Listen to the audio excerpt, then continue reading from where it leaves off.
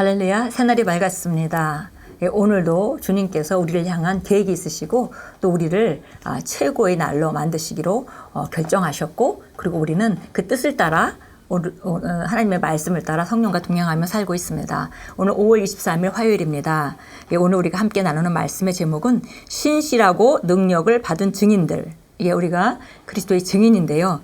증인인데 신실할 뿐만이 아니라 우리가 이미 능력을 이미 힘입고 능력이 있는 자로 이미 구비되어 있다는 그런 말씀입니다. 마가복음 16장 15절 한글 킹제임스 버전으로 읽겠습니다. 또 주께서 그들에게 말씀하시기를 너희는 온 세상에 가서 모든 피조물에게 복음을 전파하라. 읽겠습니다. 예수님께서는 영광스럽게 승천하시기 전에 우리에게 온 세상으로 가서 모든 피조물에게 복음을 전하라고 촉구하셨습니다. 우리는 신실하고 능력을 받은 주님의 증인들입니다. 당신은 바울처럼 말할 수 있습니다. 나를 능하게 하신 그리스도 예수 우리 주께 감사함은 나를 충성되이 여겨 내게 직분을 맡기심이니. 그리스도인으로서 당신의 삶은 왕국의 실제를 증언하고 당신의 세상과 그 너머에 있는 지역에 사는 이들에게 복음을 전하는 삶입니다. 직분을 맡기셨는데 그 직분은 우리를 충성되이 여겨서 우리에게 직분을 맡기셨다. 근데 그 직분은 우리가 해야 되는 일은 모두 다 동일하게 왕국의 실제를 우리가 증언하는 것, 하나님이 그리스도 안에서 우리를 어떻게 만드셨는지 그 실제를 나타내고 증인, 내가 보고 느끼고 경험한 것을 말하는 증인으로 살아가는 것, 그것이 내 세상, 내가 만나는 모든 사람들에게 또 혹은 그보다 넘어 나아가서 그것을 넘어 내 세상을 넘어 나아가서 복음을 전하는 일이다 그랬습니다. 사도행전 1장 8절은 말씀합니다. 오직 성령이 너희에게 임하시면 너희가 권능을 받고 예루살렘과 온 유대와 사마리아와 땅끝까지 이르러 내 증인이 되리라 하시니라. 당신은 주 예수님을 신실하고 효과적으로 증언할 수 있는 능력을 받았습니다. 주님께서 당신을 복음의 유능한 사역자가 되게 하셨습니다. 고린도서 3장 6절을 말합니다. 새 언약의 능력 있는 일꾼이 되게 하셨는데 이것은 법문으로 된 것이 아니요 영으로 된 것이라 이렇게 말하고 있습니다. 우리는 이미 새 언약의 능력 있는 일꾼으로 하나님께서 만드셨고 이것은 법문으로가 아니라 영으로 된 것이다 그랬습니다. 성령님이 당신의 삶에서 활동하신다는 하나의 실제적인 증거는 영혼군 곧 역동적인 복음 전도입니다. 성경을 보면 사람들이 성령을 받았을 때마다 담대하게 말씀을 전하고 가르쳤고 그 결과 죄인들이 돌이켰습니다. 예를 들어 베드로가 복음을 전했더니 하루 만에 3,000명이 회심했습니다. 그 말을 받은 사람들은 세례를 받음에 이날의 신도의 수가 3,000이나 더하더라. 우리가 사도행전을 보면 저들이 성령을 받고 정말 사마리아 땅끝까지 이르러서 내 증인이 될 것이다 라고 말씀하신 대로 그들이 정말 성령을 받고 그 증거로 나가서 모두 다 복음을 전파하는 것을 우리가 사도행전에서 읽을 수 있습니다. 우리가 성령을 받았다면 이것이 바로 우리 삶이어야 합니다. 우리 삶의 모습이어야 합니다. 그리스도께서 오시면서 온 세상의 구원을 가져오셨습니다. 들어본 적이 없는 소식을 전하고 구원의 메시지를 세상 끝까지 가져가는 것은 우리의 책임입니다. 복음이 우리에게 맡겨졌지만 많은 사람들이 당신을 통하지 않고는 그 복음을 들을 수 없을지도 모릅니다. 그래서 이 땅에서 복음을 전하는 것, 예수님이 구원을 다 이루시고 이 땅에 있는 모든 영혼에 대한 값을 치르신 것은 하나님께서 예수님을 통해서 하신 일이고 그들이 이 복음을 들을 수 있도록 이 기쁜 소식을 들을 수 있도록 하는 것은 바로 이 땅에 살아있는 우리 책임입니다. 구약에 있는 많은 믿음의 선진들이 있고 또 우리 기독교 안에 우리의 아름다운 선배들이 있지만 그러나 그들은 이제 사역을 끝냈고 이제 이 땅에 살아있는 사람이 바로 복음을 전할 이 땅 안에서 지금 현재 경주하고 있는 그런 선수들이라는 것, 경기장에서 뛰고 있는 선수들이라는 것, 내가 지금 살아있기 때문에 오늘도 내가 살아있다는 것은 바로 내가 복음을 전한 자로 책임을 부여받고 이 시대의 복음의 전파가 바로 나에게 달려있다는 것. 그래서 누군가가 전하겠지가 아니라 내가 전하지 않으면 복음을 들을 수 없는 사람이 있을 수 있다라는 것을 우리가 분명하게 알고 때를 놓치지 않는 것은 매우 중요합니다. 예수님이 오셔서 하신 일을 다른 이들에게 알려주는 것은 당신의 책임입니다.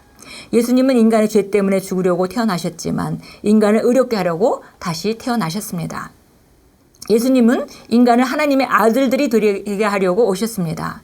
오늘날 모든 세상 사람들은 그리스도 예수께서 세상에 오신 까닭이 그들이 생명을 얻게 하기 위해서라는 사실을 들어야 합니다. 그리고 우리가 이 영광스러운 소식을 운반하는 자들입니다. 예. 예수님은 인간의 죄 때문에 죽으러 오셨고, 그리고 예수님은 우리 이 죄 때문에 죽으셨고 우리를 의롭게 하시려고 다시 살아나셨습니다. 예, 부활하셨습니다. 그러니까 예수님은 인간이 하나님의 아들들이 되게 하시려고 결국은 오셔서 그 모든 일을 행하신 것이죠. 그래서 누구든지 예수님을 영접하기만 하면 영생을 받고, 영생하는 생명 가운데는 아주 풍성한 삶이 예비되어 있습니다. 그래서 이 아름다운 소식, 이 영광스러운 소식을 운반하는 것은 우리 책임이고, 우리가 운반하지 않으면 그들은 들을 수가 없습니다. 들을 수가 없으니까 선택할 수가 없겠죠. 예, 복음 메시지가 오늘날 세상을 위한 유일한 소망입니다. 복음의 메시지가 인간이 구원을 얻을 수 있는 유일한 수단입니다. 바울은 말했습니다. 내가 복음을 부끄러워하지 아니하노니 이 복음은 모든 믿는 자에게 구원을 주시는 하나님의 능력이 됨이라. 먼저는 유대인에게요, 그리고 헬라인에게로다. 이 세상에서 구원을 잃고 죽어가는 이들에게 그리스도의 구원 메시지를 가져가는 것은 화해의 사역자인 당신의 책임입니다. 이것이 바로 당신의 부르심입니다. 당신은 그 일을 하라고 권한을 부여받았습니다. 예. 복음을 읽다 보면 정말 이 기쁜 소식은 우리에게 정말 놀라움을 줍니다. 예, 우리를 이미 능력 있는 새 언약의 일꾼으로 삼으셨다 그랬고요. 그리고 우리가 정말 이 세상에서 어떤 삶을 살 수 있는지를 우리가 발견할 때 정말 놀랍습니다. 근데 이 놀라운 것은 우리에게 주신 그 혜택이 있고, 또 혜택에 따르는 또 책임이 있게 되죠. 그래서 이 세상에서 구원도 없이, 구원도 받지 못하고 죽어가는 이들에게 복음을 전하는 것, 구원의 메시지, 이 복음을, 기쁜 소식을 전하는 것은 바로 화해의 사역자로서 지금 우리 자신이 해야 될 일입니다. 이것이 우리 모두의 부르심입니다. 그리스도인으로 거듭났다면은 하나님의 정말 능력 있는 그 순간에 하나님 자녀가 되어서 능력 있는 사역자가 됨과 동시에, 구비된 사역자가 됨과 동시에 바로 우리가 영혼 구원으로 부르심을 모두 입었다는 것입니다. 예, 그 일을 하라고 모든 권한을 부여받았습니다. 예, 우리 참고 성경 보겠습니다. 누가복음 15장 7절입니다. 예, 누가복음에 보면 주님이 어떤 마음을 가지고 계신지 우리가 잘 알 수 있는 것이 누가복음 14장부터 이렇게 쭉 나와 있습니다. 예. 그래서 여기 그 누가복음 15장 말씀은 특별히 15장 7절 말씀 우리가 잘 아는 잃어버린 양을 찾아서 떠나는 목자와 같은 그런 주님의 마음을 우리에게 소개하고 있습니다. 7절 읽겠습니다. 내가 너에게 말하노니 이와 같이 하늘에서는 회개할 필요가 없는 99명의 의인보다 회개하는 한 사람의 죄인을 더 기뻐하리라. 예, 그래서 정말 한 사람이 하나님 나라의 왕국으로 거듭나서 들어오는 것을 하나님이 얼마나 기뻐하시는 일인지를 우리가 분명히 알 수 있습니다. 어떤 목자가 우리 위에서 보면 어떤 목자가 밖에 나갔다가 이제 그 양들이 다 들어왔는데 하나가 들어오지 않은 거죠. 그래서 그 양 99마리를 두고서 그 있을 자리에 없는 한 마리 양을 찾아서 그 99마리 양을 두고 한 마리를 찾으러 나가는 그 목자의 그 모습을 말씀하셨습니다. 그리고 나서 내가 찾아서 돌아와서는 내가 잃어버린 양을 찾았으니 나와 함께 기뻐하자 하고 큰 잔치가 있는 이야기를 해줬습니다. 예, 그래서 보니까 그만큼 한 영혼이 돌아오는 것은 하나님께서 기뻐하시는 일이고, 이것은 한 사람이 돌아올 때 천국에서도 이와 같이 잔치가 벌어진다 그랬습니다. 고린도전서 9장 16절 가겠습니다. 고린도전서 9장 16절입니다. 내가 복음을 전할지라도 내게 자랑할 것이 없으니 이는 내가 부득불해야 할 일이기 때문이라. 만일 내가 복음을 전하지 아니하면 내게 화가 있으리라. 예. 사도 바울이 내가 복음을 전하는 것이 자랑할 것이 있는 것이 아니다. 당연히 해야 되는 일이다. 이렇게 얘기하고 있습니다. 내가 부득불 해야 되는 일이다. 이것은 나의 사명이고 내가 어쩌면 존재하는 목적이다. 이렇게 말하고 있는 거죠. 그래서 만약에 내가 복음을 전하지 않으면 내게 화가 있을 것 같다. 그래서 이것은 우리가 복음을 전하지 않으면 화가 있다. 이렇게 율법적으로 받아들일 것이 아니라 사도 바울이 얼마만큼 그 영혼 구원에 대한 그런 그 열정을, 안으로부터 나오는 열정을 느꼈는지, 마치 복음을 전하지 않으면 내가 화를 당할 것 같다. 부득불해야 될 일같이 느껴진다라고 표현하고 있습니다. 예, 우리도 정말 하나님의 나라에 하나님 자녀로 부르심을 받았다면 우리가 이 땅에 살아있는 한 구원을 받지 못하고 죽어가는 영혼들에게 복음을 전할 책임이 있는 것이고 그 책임은 정말 우리에게 매우 막중한 책임인 것을 우리가 알 수 있습니다. 로마서 10장으로 가겠습니다. 예, 로마서 10장 13절부터 15절까지 읽겠습니다.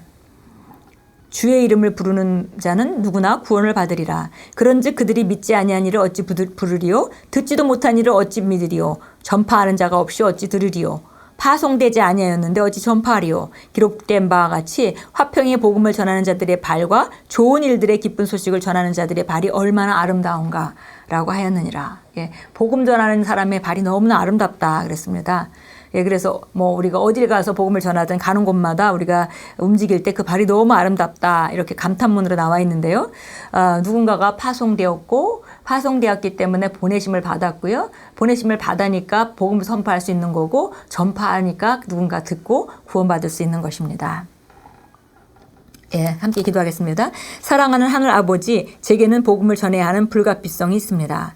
그것이 제가 사는 전부요 목적이기 때문입니다. 구원받지 못한 자들에게 복음을 가지고 다가가서 그들을 어둠에서 빛으로, 어둠의 세력에서 하나님께로 구출할 때 제 안에서 아버지의 은혜와 능력이 역사함으로 인해 감사드립니다. 예수 이름으로 기도합니다. 아멘. 예, 우리는 복음을 전하도록 이 땅에서 정말 책임을 부여받았고 화해케 하는 직분을 받았고요. 또 능력 있는 일꾼으로 이미 구비되었습니다. 예, 오늘도 하루 종일 살아가시면서 만나는 자들에게 복음을 전해주시고 기회를 놓치지 말고 복음을 전하고 이 기쁜 소식을 전해서 그들도 이 복음을 받아들이고 하나님의 자녀가 되는 놀라운 축복의 영광스러운 그 화해 직분에 사용되실 기회를 찾으시고 또 성령을 따라 움직이시는 귀한 하루로 만들어 가십시오. 오늘 만나는 모든 사람들에게 기회가 있는 대로 복음을 전하시고 어떤 사람도 우연히 내 인생에 나타난 것이 아니라는 거 기억하시고 순간순간 인도받으시고 또 복음을 전하시는 아름다운 하루로 최고의 하루로 만들어 가십시오. 하나님께서 여러분을 통해서 역사하시고 또 영혼을 구원하기를 원하십니다.